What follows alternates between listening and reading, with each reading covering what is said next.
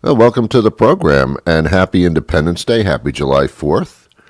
This year, July 4th falls on July 4th, oddly enough. That doesn't happen all the time. Sometimes July 4th will fall on July 7th or July 8th, and that's very, very confusing where people say, well, happy July 4th. Was July 8th? I know. But this year, July 4th falls on July 8th. Well, not true. In 2018, July 4th actually falls on July 4th, which makes it a little bit more, well, palatable. So, I think we all love this country, except for Donald Trump, who just uses it as a pulpit. But the rest of us do. And it's a very conflicting July 4th because I am ecstatic that I live here in this country, but I'm also quite saddened by what's happening to it. But that's just me. And that's what Independence Day is about. I can say what I want, think what I want, and you can think what you want and say what you want.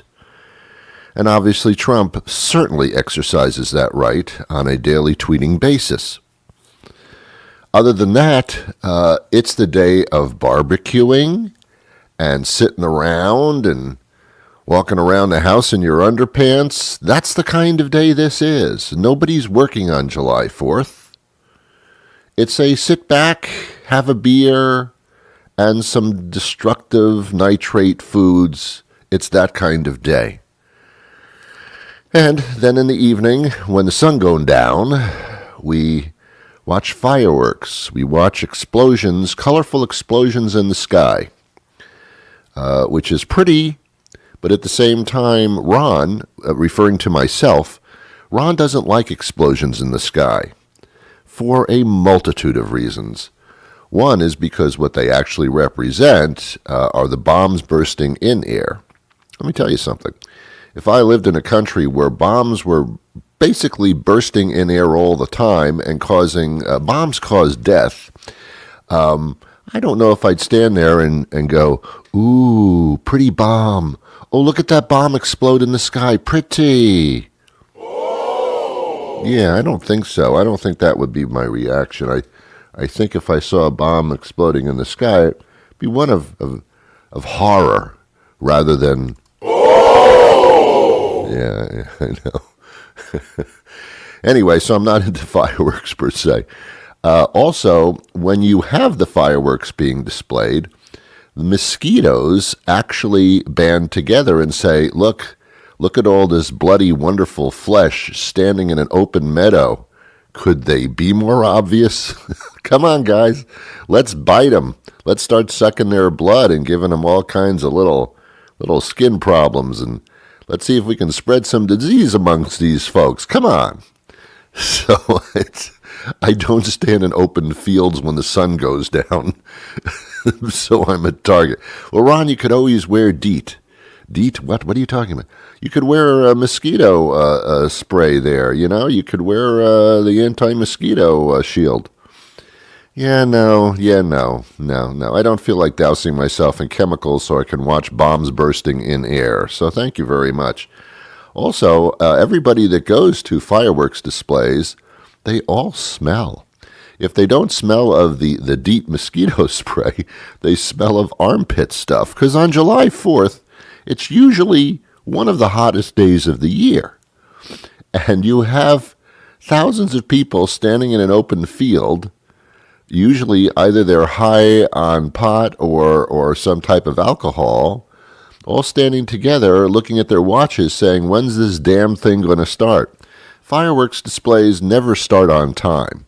They always make these hot, sweaty hundreds of people just stand there in a field together and just wait.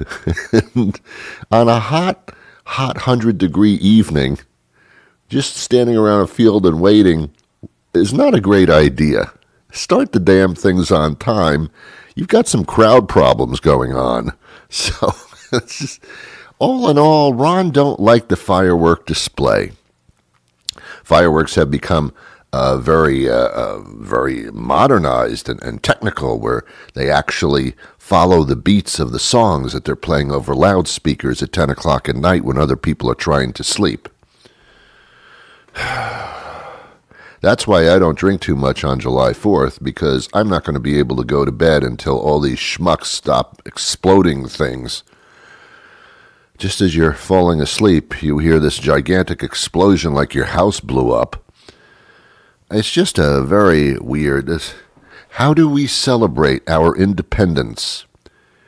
We watch explosions in the sky. Okay. To me, celebrating independence would be not having explosions in the sky. So that would be what it would be about for me. But to most people, it is simply the cracking of a beer. And that's, I guess, good enough. And then there's the food, the hot dogs, the hamburgers, the grilled chicken, if you're going to be a little bit healthy about it. I go to a barbecue at a friend's house every July 4th, when it falls on July 4th. And the husband there, he grills pineapple and he grills asparagus spears. And I guess that's somewhat patriotic. I'm really not sure. Although eating a lot of asparagus causes gas, and everybody just sitting around drinking beer and eating asparagus, you got yourself a little gas fest. We don't need the bombs bursting in air. We've got the asses bursting on ground. And it's an interesting thing. And it's usually hot. Ron don't like to sweat. Ron don't mate. No, he don't. Grammatically, he don't. Ron don't like to sweat. Ron's not into sweating, nor to sitting around in groups of people who are sweating in front of you. I don't mind armpit sweat because I can't smell it all the time. But this kind of sweat when you're talking to somebody and it beads up on their forehead and starts dripping down on their nose, and then they wipe their eyes every once in a while because the sweat is starting to sting in their eyes, that's time to say, I don't really want to look at you anymore. If we're going to have a conversation, text me. I don't want to look at your sweaty face with perspiration dripping off your nose like you're some kind of intricate waterfall something. I'm not interested. You know, sometimes they say that women, who are basically more sexy than men, although to women, I think that's even true. When I see a woman working out at a gym and she's all sweaty, most men go, ooh, that is so hot. I say, that is so, not hot. That is so sweaty, disgusting, slimy. I like a cool, dry girl, personally. How about you? Do you like a cool, dry girl? How about you? All right, that's enough. Kids could be listening. I like a cool, dry kid, as a matter of fact. I like a cool, dry anything. I don't care for sweat. It's not my thing. No, you never see it on surveys. What's your favorite thing? Oh, watching people sweat. I love that. It's I wouldn't call it a fetish, but it's very, very hot. No, it's not actually. It's not that hot. It's kind of disgusting. I don't touch people who are sweating. You don't touch these things, you know. You don't touch hot, sweaty things. Well, Ron, what about when you're having sex? Got my eyes closed. Doesn't really matter. I haven't started the show yet. By the way, happy July 4th. You probably are saying, Ron, I didn't think you were going to do a show on July 4th. Is this pre-taped? Did you pre-tape this like 17 years ago? Is it Christmas right now and you're pre-taping a July 4th show? No, it's not. It's like happening here on July 4th. We do these shows in the morning, and, you know, what are you going to do? You eat a hot dog at 7 o'clock in the morning? No, you go do a show. That's what you do. That's what I do. I used to do other things, but not anymore. Now I just do this. I mean, it takes care of me financially rather well, but at the same time, I just do this. People say, Ron, what do you do for a living? Oh, I do radio. I do radio station and internet podcast stuff. And how many hours a day do you work, Ron? Wow, I'd say 3. 3? Yeah, well, actually, 4. 4. I work 4 hours. I mean, 3, actually, and then 4, And then what do you do the rest of the day? I don't know. I'm still trying to figure that out. I don't know. Wow, Ron, that's a hell of a job. Well, yeah, I know. It's not so bad. I'm not complaining about it much. I mean, it's a pretty heavy 4 hours that I put in. I thought you said 3. Well, it's really 4.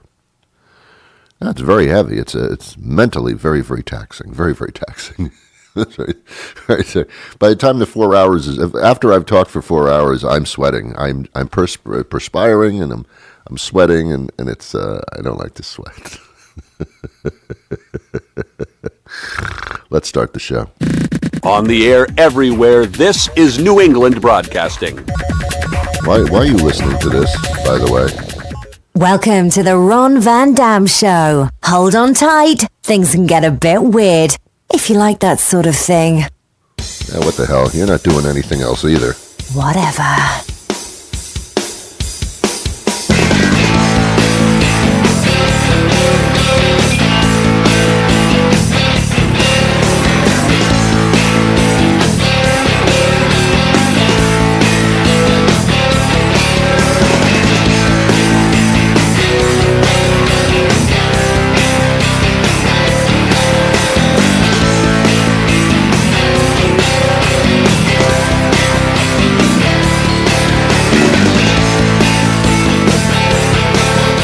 Good morning. Good afternoon. Good afternoon. Good evening. Good evening. Good night. Good night. It's the Ron Van Dam Show. Okay.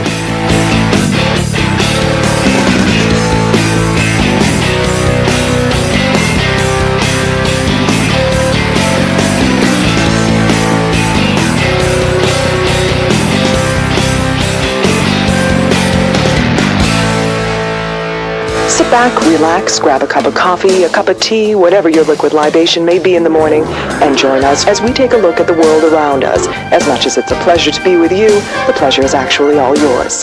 And now, here's your host, Ron Van Dam. Thank you very much, Julie. Well, happy July 4th. I've said that so many times, and I'm going to continue to say it until the show's over.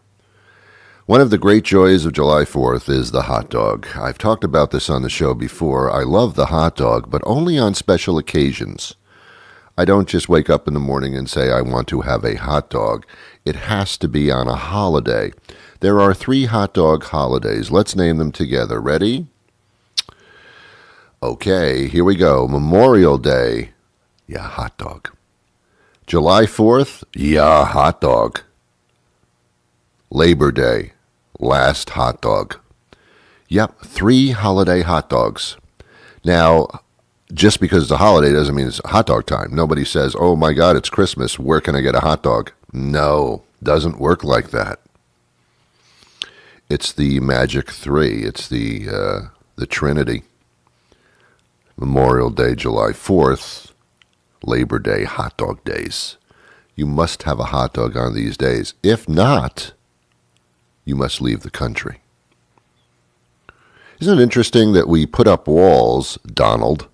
We put up walls to keep people out, but we've never had to build a wall to keep people in, because people love this country, and they love it the way that it is. And I'll just leave it at that. Okay, hot dogs, man. Oh. And it's not just the hot dog itself, which is a disgusting product, but it's what you put on the hot dog. Mustard, ketchup, sauerkraut, chili. Oh, a chili dog? Nice stuff. Relish, onions. Anything can go on a hot dog because a hot dog is anything.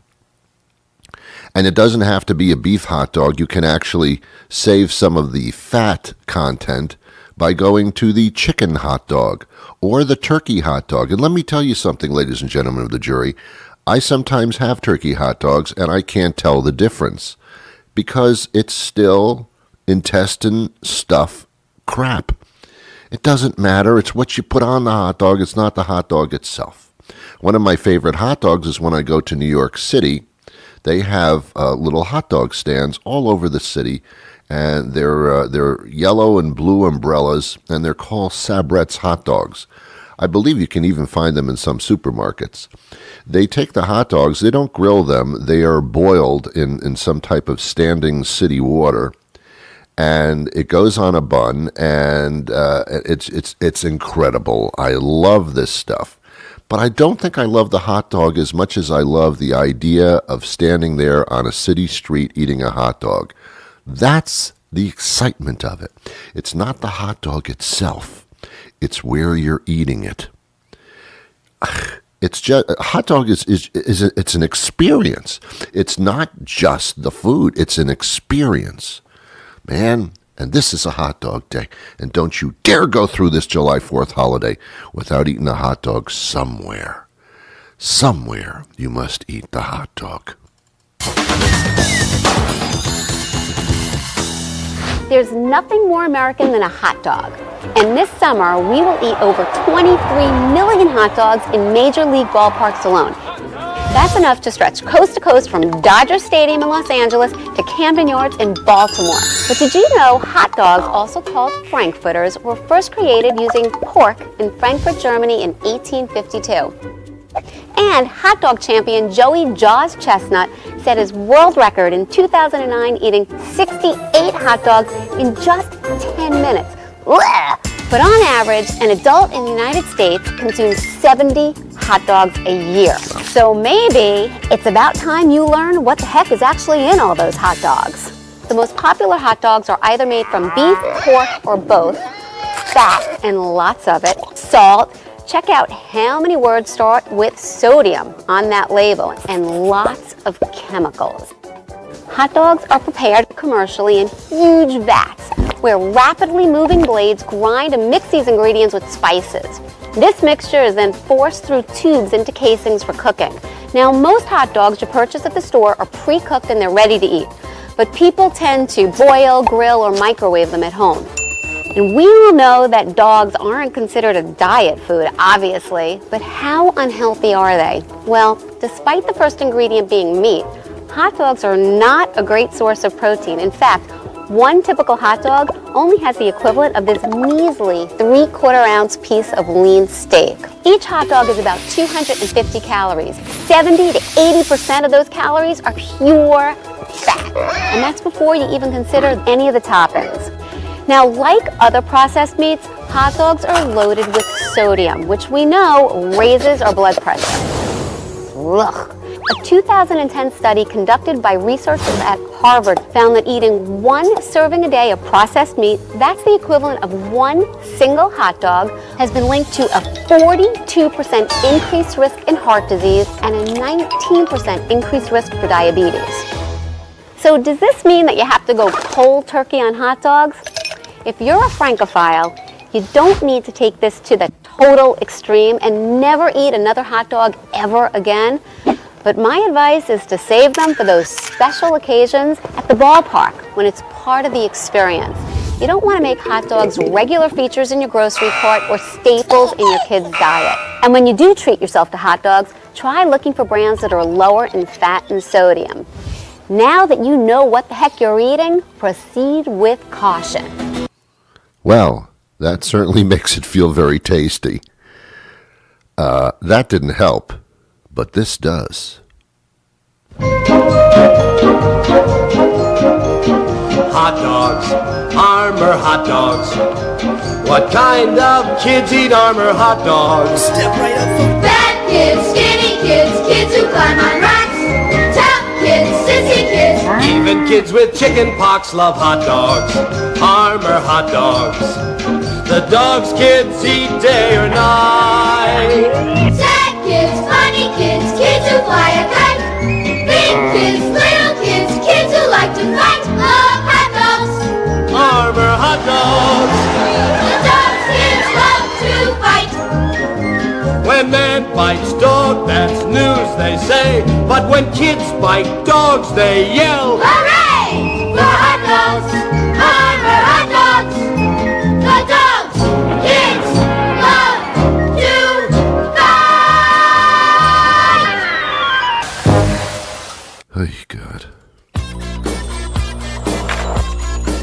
You are listening to The Ron Van Dam Show. Did they just not offer you a second choice, or did you not have a lot of time to choose? Help me out here. I don't understand. What were you thinking?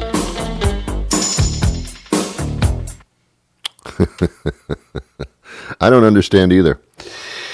Well, it is the summertime, and that's when we shove the kids into the car and we go places. We also shove the pets into the car. It's funny, in a way, that we secure our kids with seat belts and car seats, but our dogs and our pets, not so much. So what's up with that? Our guest today is going to kind of cover that area. Hi, Ron. How are you today? I'm doing well, thank you. How are you? I'm great. Alyssa, you got to pronounce your last name. I'm not even going to try. Mazzaferro. That's what I thought, but I didn't want. Okay. Alyssa, is my God, you're an MS, a DVM, a PhD. You got more letters after your name than you do in it. I think so. It just means a lot of school. That's right. That's what it means. She's a staff criticalist, Cornell University veterinary specialist, and we're talking about traveling with your pet, as this is vacation time, and your pets are a part of your family, and many people choose to include them in their road trip. Yes, and so we're here today to talk about traveling with your pets, and about half of millennials actually recently polled say that they won't go on vacation without their pets. Wow. And in fact, prefer traveling with their pets to traveling with some of their members of the family. About 84% of those Americans actually think that people don't take pet safety in vehicles seriously enough.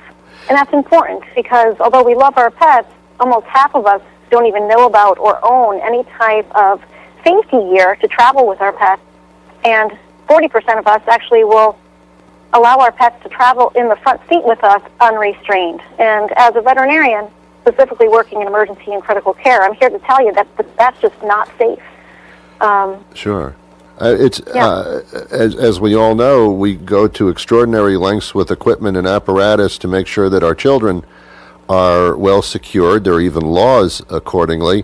But somehow with your pet, which is sometimes more valuable than your children, I'm sorry I said that, there are no restraints, and it just doesn't make sense. You're right, it doesn't make sense, Ron. And, I think it's awesome that Volvo has taken the initiative to promote pet safety. And so I've always thought of Volvo as a family vehicle that's very, very safe. Safest cars on the road, hands down. That's what they say. Now they've developed these pet accessories to keep pets and their people safe when traveling with them. And so there are these steel grills to go in the back so dogs can't jump out of the back of your vehicle when you open the tailgate. Yes. There are safety barriers to prevent them from jumping into the front of the vehicle. And there's a safety harness that you can strap to a seat belt so the dogs don't roam, and if they are in the car and the car's in an accident, they won't go flying and injure you and injure themselves. Yeah. So it's just a great, great mechanism to keep all family members, including our furry family members, safe 24 hours a day, 365 days a year when traveling. Right. And I would assume that the apparatus is not visible if you're not using it. I'm sorry, say that again? I assume that the apparatus is not visible or in the way if your pet isn't in the car and you're not using it. In other words, it's not always like up all the time. So the apparatus can be installed by the members of the teams at Volvo. Oh, okay. And I rode in a vehicle last evening, and so you can pretty much design it to meet your needs so that you can have cargo space with your in the back of your vehicle, as well as the safety cage should you choose. Okay. And of course, for those cars that aren't SUVs or have that station wagon kind of feel, then you're just dealing with the seats. Correct. And so the Volvo XC90, which is pictured behind me, actually, but you're on radio, so you can't see it. Oh, I can make believe. I can make believe it's there. You okay. make believe. And so that SUV comes with the mechanisms to integrate into that safety. Good. If not, you have the harness that will attach to the seatbelt. And so you can find out more by going to volvocarspets.com, and people can look at the different safety mechanisms that are available for purchase for their vehicle. The super cool thing is that for every pet safety accessory sold, the Volvo is going to donate money to Pet Finders, which is an organization to help with pets and pet adoptions. Very nice. I'm sure you'll agree with me that I see on the road a lot of dogs sticking their heads out of the side windows. That's been going on for decades and decades since there were cars and dogs. It's again illegal in many counties and states. Also a very horrible idea. You're right. And if you think about it, not only when we're driving around do we see pets riding on their owner's lap, sticking their heads out of vehicles. Yeah. Well, it's illegal to keep your pet unrestrained in the back of, say, a truck. It should be illegal to not promote and keep your pet harnessed in. Excellent. If you look at, in many commercials even, pets are visualized and shown sitting in the front seat of the car or throwing their head out the window or just roaming with their tongue hanging out. And it's pretty cute, but it's definitely unsafe. Yeah, no, I don't think I'd want my head sticking out of a car at 70 miles an hour personally either. So no. Okay, there are tons of tips and ideas that the Volvo has put out. Where do we find them? You can go to www.volvocarspets.com. VolvoCarsPets.com. Well, good talking to you, and thanks for all that information. Good talking to you, and thank you for having me with you today. Pleasure. You take care. Bye-bye. You too. Bye-bye. And thank you for having me with you. That's an odd phrase. Here's something that's kind of odd. Do you know there's also a Flag Day? Do you know when Flag Day is? It's usually in the middle of June. I don't quite understand what the difference is between Flag Day and Independence Day. Can't we marry the two holidays together? I don't think most people even know when Flag Day is. This middle of June holiday is just, I don't quite understand it. What's the point of it? Nothing happens. You put a flag out. But you put a flag out on July 4th, Independence Day. Can't we marry these two? Can't we have some type of a marriage between these two holidays instead of having separate ones where you got to write another thing on a calendar? You know, nobody does anything on Flag Day. No one says, hey, it's Flag Day, let's have Brussels sprouts. It doesn't make any sense. Display your flag on July 4th. That's what that holiday is really about. Well, I'm out of time for today. I just thought I'd do a little show for you. You're welcome. You're welcome. Am I hearing a resounding thanks, Ron? Not necessarily. Be sure to have a hot dog today. Keep it low and fat, but enjoy it. And you know, we all just take a second, at least just a second, to be thankful that we actually live in this country and not some war-torn country somewhere in the world, and there are plenty of them, or some country where we're not free to think for ourselves or express ourselves or live our lives. We're a fairly wealthy nation, although there's some very poor people here, but we tend to take care of them in general. So let's be thankful. And let's make sure that in the future, when we choose leaders of this country, we choose people that respect it, that have morals, sensitivity, and great visions for this country. Thank you so much for your time. I wish you peace.